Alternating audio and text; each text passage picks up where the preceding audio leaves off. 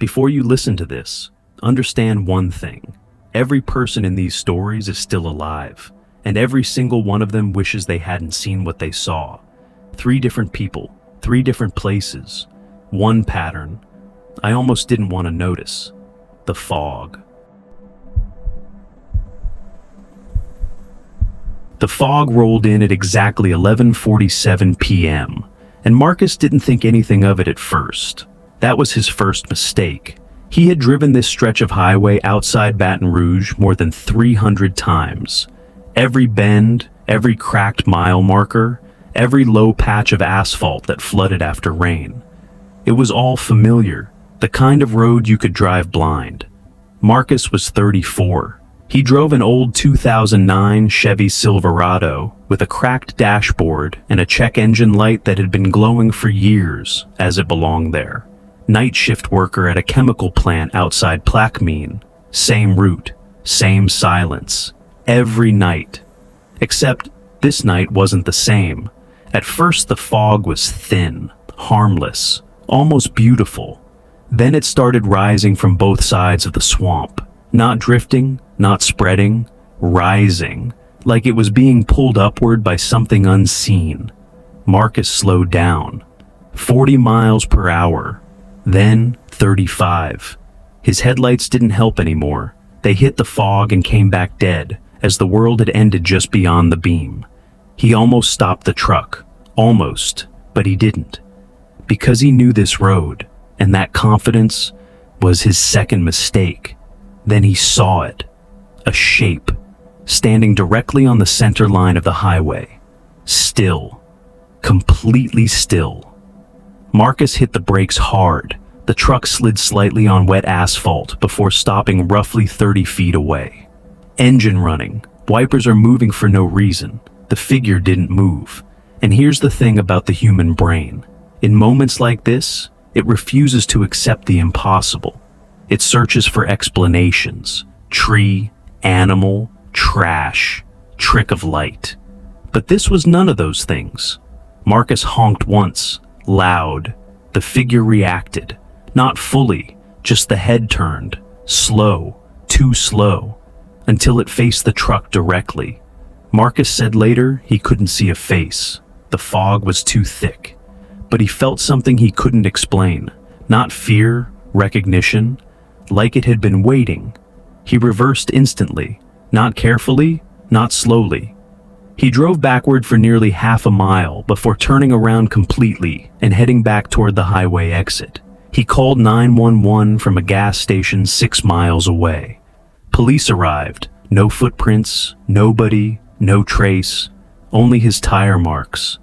The officer said the fog that night was the densest he had ever seen, but he couldn't explain why there was nothing inside it. Marcus quit his job 2 weeks later, not because he was afraid of driving, but because after that night, he started feeling like reality had weak points. Harlan County, Kentucky, 2019. Donna was driving her teenage son Eli home after a late basketball game. The kind of cold that doesn't stay outside. It seeps into the car, into your bones. About 12 miles from home, the fog started. Donna knew immediately something was wrong. It didn't behave like normal fog. It had weight. And worse, it had a smell. Wet stone, old rooms, closed doors that hadn't been opened in years. She turned the radio off, or tried to, because it turned itself back on. The radio had been dead for months. No power, no sound, nothing. But now it crackled alive. Static filled the car. Not random static, pattern static, as if something was trying to speak through it. Eli woke up. He stared at the radio, then at his mother. Neither of them moved. And then a voice came through. A child's voice. Clear, calm. 2 words only. Don't stop. Then silence. The radio died again. Donna pressed the accelerator without thinking. Not fear. Instinct. Something deeper than thought had taken control. They reached home safely. But when they pulled into the driveway, Eli stopped breathing for a second. There were handprints on the hood. Small, child-sized, pressed into dust that had settled while they were driving. Donna still doesn't explain how that's possible. Her pastor didn't ask either. He only said one thing: don't drive that road at night anymore. Puget Sound, Washington, early October. Gregory Holt had been on that water for over 20 years. He knew its moods, its current, its silence. He went out alone that morning. That was normal. What wasn't normal was the fog moving against the wind. He saw it coming before it touched him. A rolling wall of white, pushing forward against the natural flow of air, like it was alive. Gregory turned his kayak immediately, paddled hard toward shore. But the fog reached him faster than he could escape. Within 90 seconds, visibility dropped to almost nothing. 6 feet, maybe less. He stopped paddling. Smart decision. On open water, panic kills faster than anything else. He radioed his position. Response came back. Help was coming. Then the sound began, singing, not human, not language, but structure, rhythm. It seemed to come from everywhere at once. Above him, around him, and then beneath him. Gregory froze. Then he saw it, a shape under the water, not floating, not drifting, moving in perfect sync with his kayak, long, too long.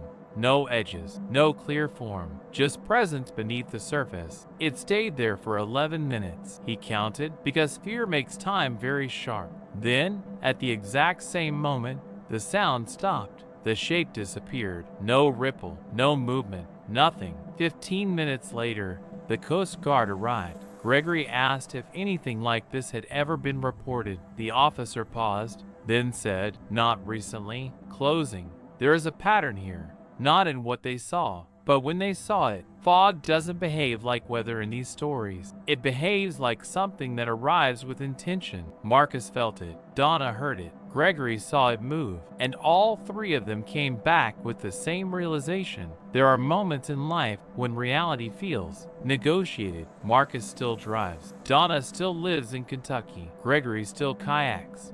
But none of them enters fog the same way anymore. Because once you notice it, you can't unnotice it. And the worst part is this: all of them almost made a different choice. A step outside the car, a stop instead of acceleration, a moment of curiosity. And sometimes, that is all it takes. So if you ever find yourself in fog like that, don't test it, don't study it, don't step into it, and whatever you do, don't get out of the truck.